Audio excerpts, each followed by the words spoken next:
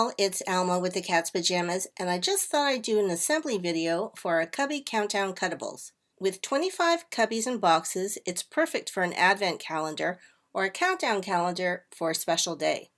You get all you need to create this cubby box.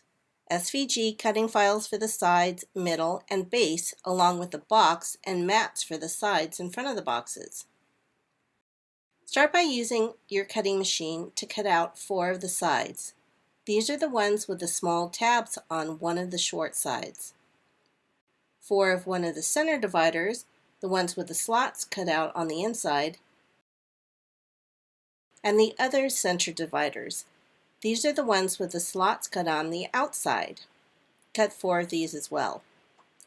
Cut 1 of the base, that's what everything will attach to, and then cut the boxes. You'll need 25 of these. If you wish to cut the mats for the sides of the cubby box to decorate your box, cut 4 of these. These are for the sides of the box, and then cut 25 of the mats for the interior boxes. Now that all the cutting is done, let's assemble the boxes.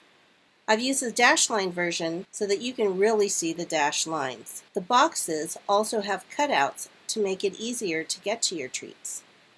Fold along the dashes, and with the exception of maybe one, all will fold in the same direction. I'm doing a valley fold here.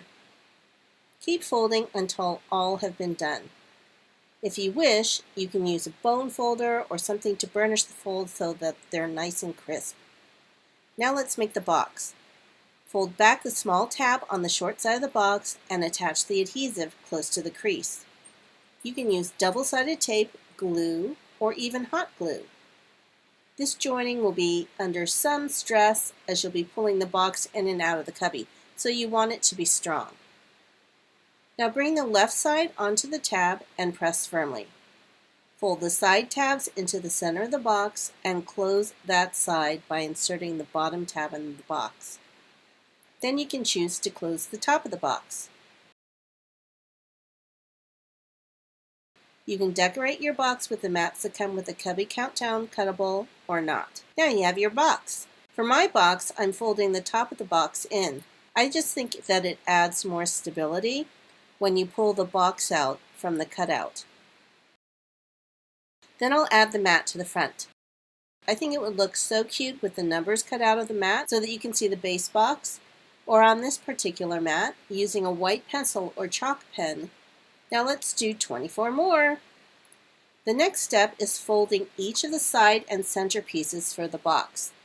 There are quite a number of them, so I like doing them all at once and adhering them together to make assembly easier. Let's start with the side piece. That's the one with a solid half and one small tab on the side. Valley fold along the long narrow tab and along each of the large tabs and small side tab. And that's it for the side piece. Make sure you do the other 3 pieces. One of the center pieces is this one. It has cutouts on the inside. Mount and fold along the center fold line, and then valley fold the long tab and burnish. Do this on both sides.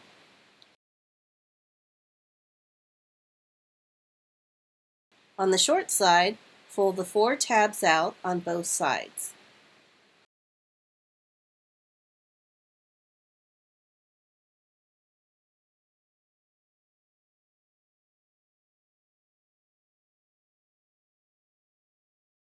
Then secure the piece closed by placing adhesive on the inside. This is one piece, just 3 more to go. And now the final piece. It has cutouts on the outside.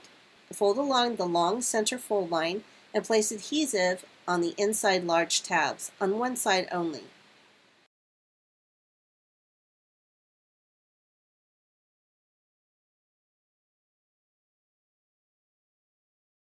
And press to close.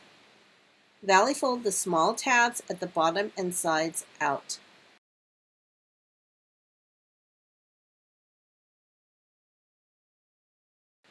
Burnish to get a nice crease, and let's do 3 more. Now let's put the box together. Start with the 4 side pieces and the square base. Place adhesive along the long tab as shown.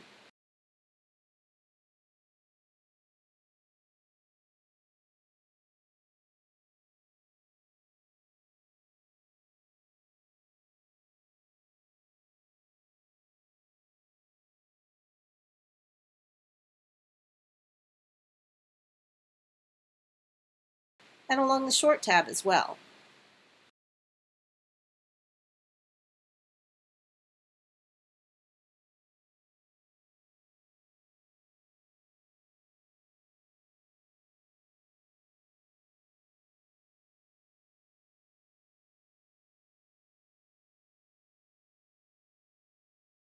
Place the adhesive side up and line up the base edge along the fold line, matching up the bottom edges, and press firmly.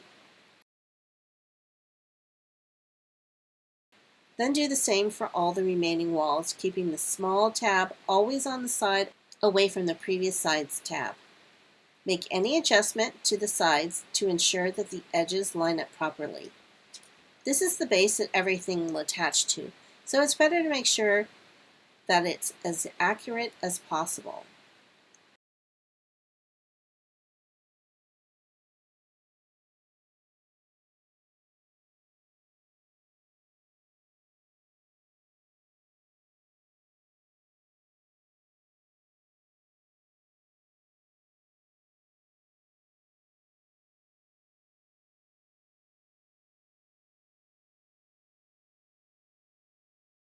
After the last side is in place, turn over the box and adhere the short tab to the side next to it, bringing up both sides to form a corner and lining up the fold line of the tab to the cut line to its neighbor, and make sure the tab is on the inside of the box.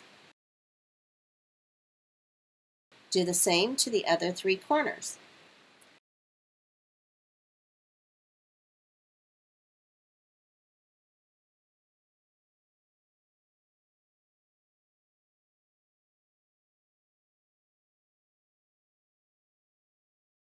And set the box aside. Now we'll work on the inside. Bring in the 8 inside walls and add adhesive to the tabs as shown.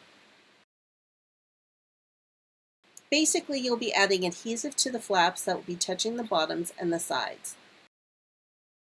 You can use double-sided tape or glue if you wish for the assembly, so that you have a little bit more wiggle room.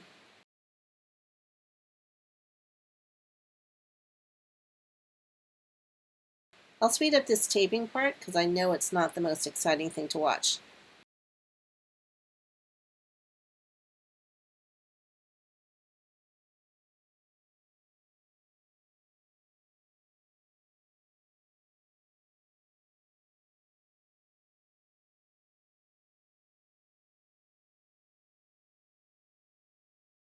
And we're done. Now let's do the inside. Take 4 of the same walls and line them up parallel to each other. Then take one of the remaining walls and expose the adhesive on the bottom.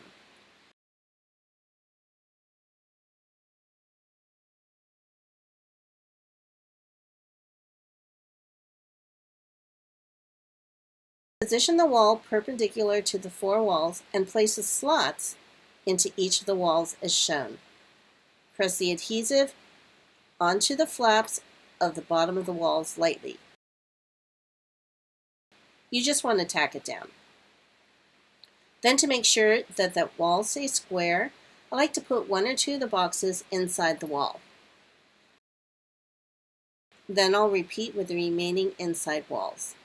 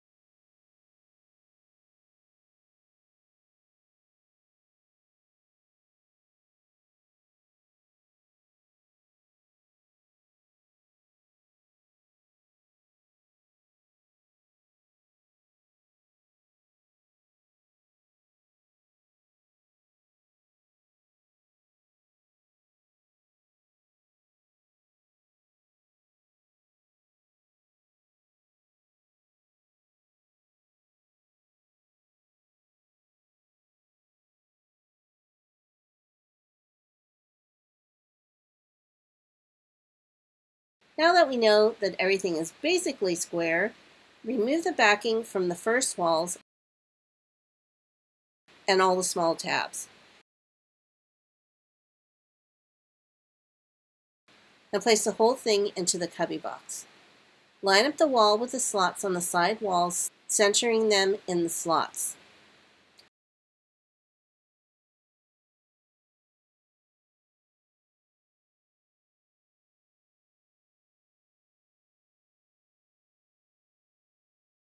Once that is done, add adhesive to the flaps and fold over the flaps into the center.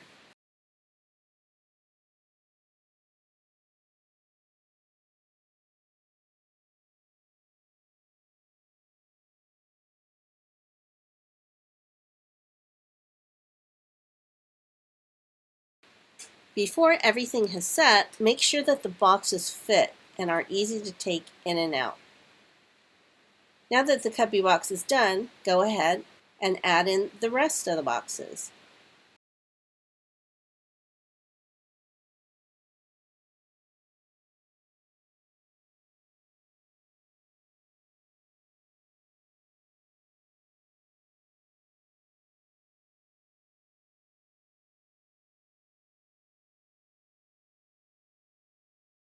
And you're done.